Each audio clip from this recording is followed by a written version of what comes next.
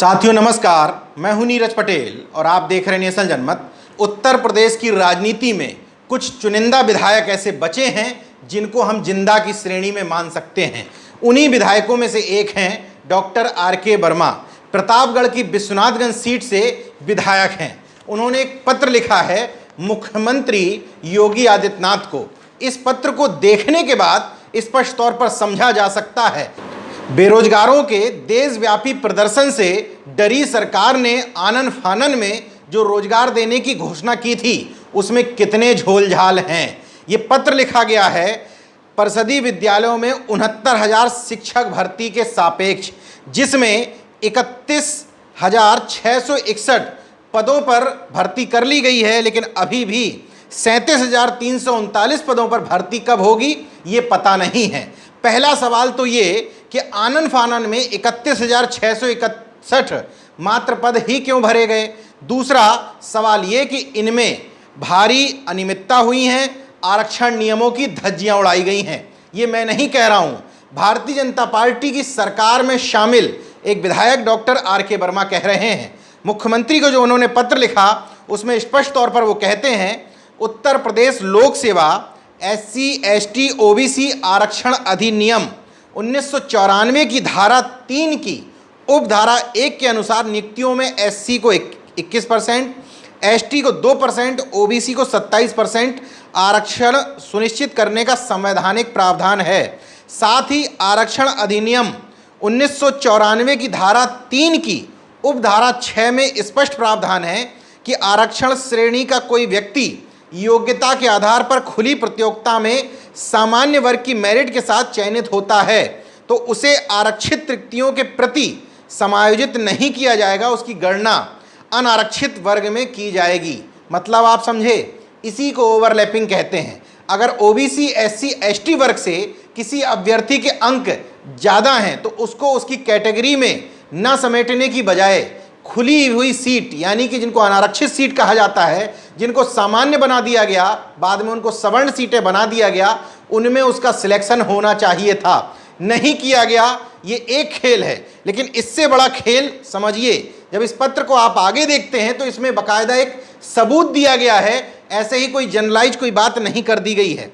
उन्होंने लिखा कि चूंकि वो प्रतापगढ़ जिले से आते हैं तो प्रतापगढ़ की काउंसलिंग से उनकी जानकारी ये हुई कि अनारक्षित वर्ग की न्यूनतम गुणांक गया 60.87%। ध्यान से सुनते जाइएगा, अनारक्षित का गया 60.87% और OBC वर्ग का न्यूनतम गुणांक गया 61.70%।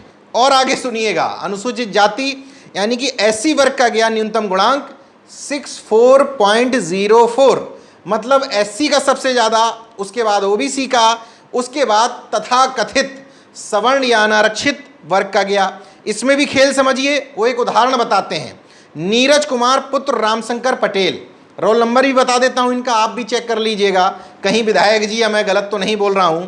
रोल नंबर है 35 35 64 31 728। रजिस्ट्रेशन नंबर है 3500046164। गुणांक सुनिएगा गौर से, इनका गुणांक है 70.91, लेकिन इनका सिलेक्शन किसी भी वर्ग में नहीं हुआ है। विधायक जी आगे पत्र में लिखते हैं कि ये अकेले अभ्यर्थी ऐसे नहीं हैं। 154 अभ्यर्थी प्रतापगढ़ जिले से, एकमात्र एक जिले से आ रहे हैं जिनका गुणांक इन तय कैटेगरी के गुणांकों से भी ज़्यादा है। मतलब अब अनारक्षित कोटे से ज़्यादा कहाँ ले जाओगे, उसमें भी आपने सिलेक्शन नहीं किया। मतलब कि जैसा मन चाहा वैसा घालमेल किया, आरक्षण की संवैधानिक नियमों की धज्जियां उड़ा दी, ठोक करके सवर्णों को लाभ पहुंचाने के लिए OBC SC/ST वर्ग को नुकसान पहुंचाया। विधायक डॉक्टर आर.के. वर्मा इस पत्र में एक संवैधानिक मांग करते हैं। वो कहते हैं कि इसके लिए एक जांच कमेटी बनाई जाए जिसमें आप अपनी सुविधा अनुसार सामान्य यानी कि सवर्ण तो रख लीजिए, लेकिन साथ ही साथ पिछड़े वर्ग के और अनुसूचित वर्ग के लोग भी इस कमेटी में होने चाहिए और वे इसकी पूरी जांच करके मुख्यमंत्री तक पहुंचाएं।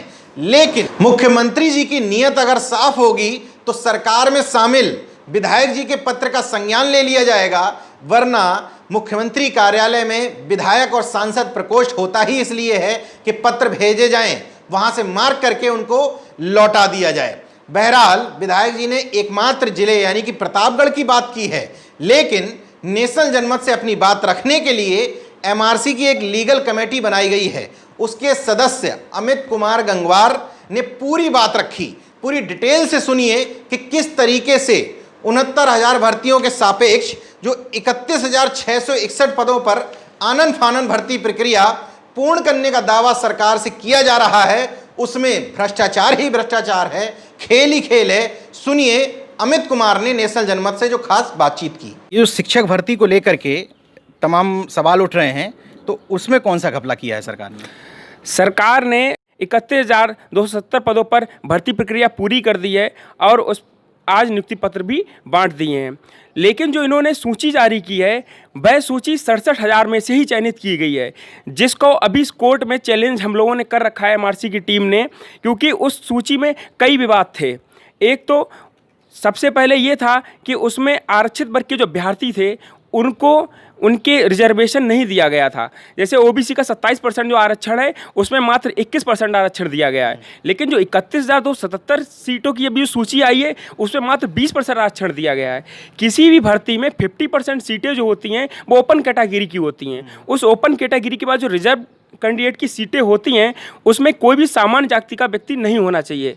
लेकिन जो 31,277 पदों की सूची आई है उसमें 22,000 क्रमांक पर भी सामान्य जाति के व्यक्ति उपलब्ध हैं।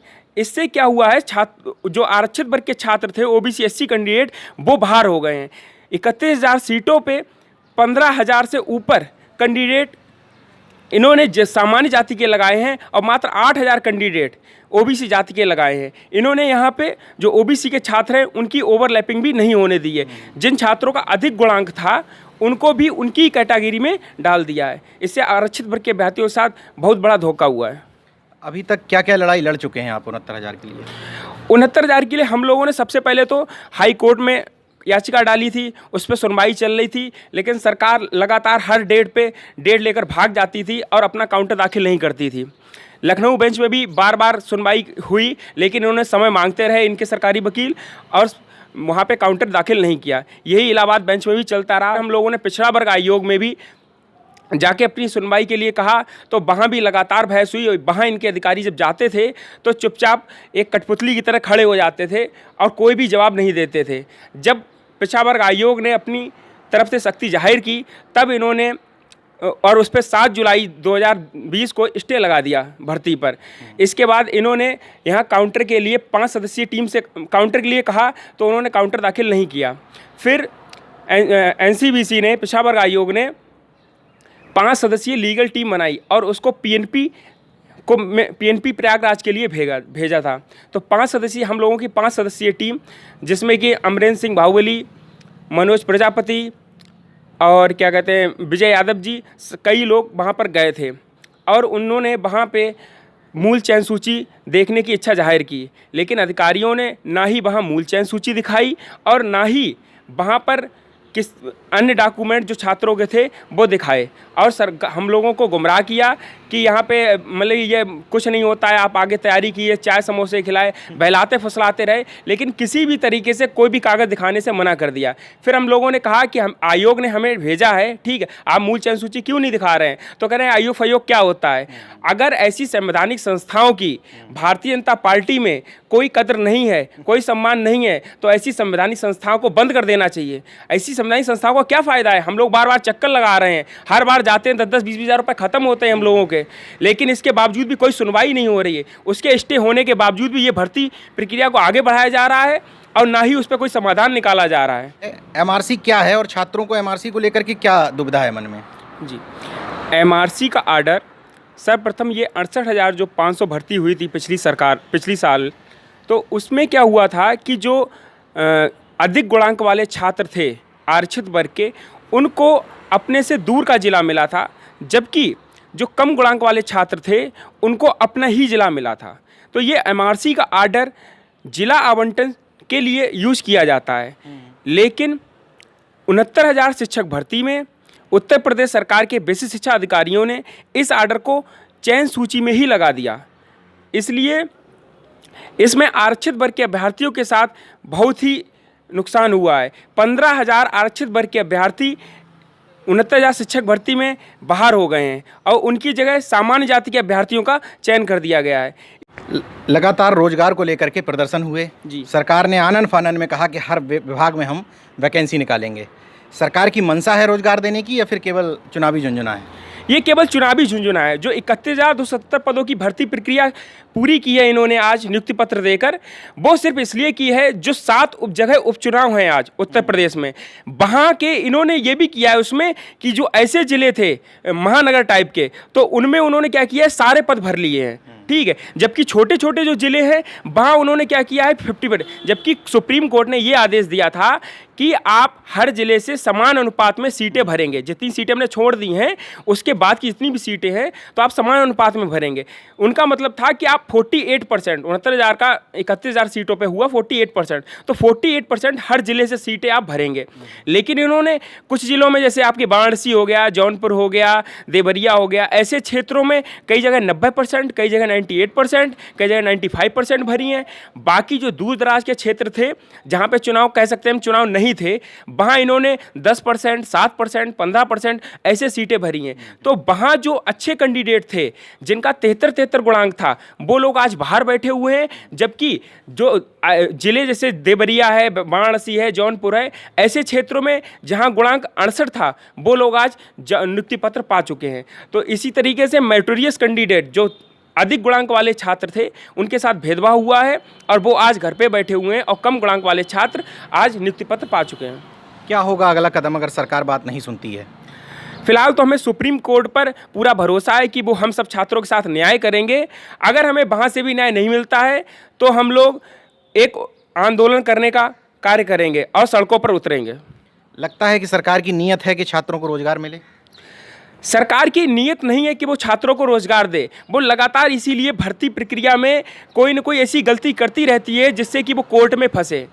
लगातार उन्होंने, उनके बेसिक शिक्षा विभाग ने, कभी पेपर बनाते हैं तो पेपर ठीक से नहीं बनता है उनका, फिर पेपर ठीक नहीं बना, जब आंसर की जारी करते हैं तो उसमें भी वो सही से सूची जारी नहीं करते हैं आंसर की।